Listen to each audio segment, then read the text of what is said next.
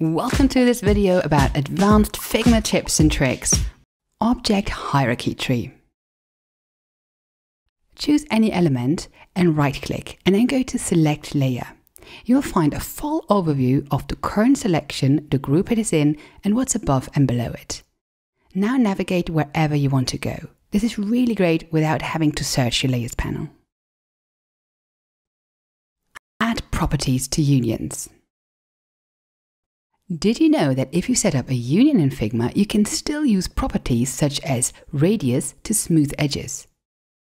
You can still manipulate the single elements of a union. And by the way, you can also add other elements to take on all the properties you just set. And this also works for component, which is quite cool. Bulk sort and move styles.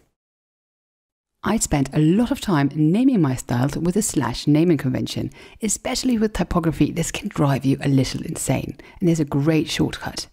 Click on the grey area of your canvas to get an overview of your styles in the right-hand menu. Now simply select the styles you want to be grouped together, press Command and G to group, and now you can name the folders. You can also move styles in between folders. Use description for styles.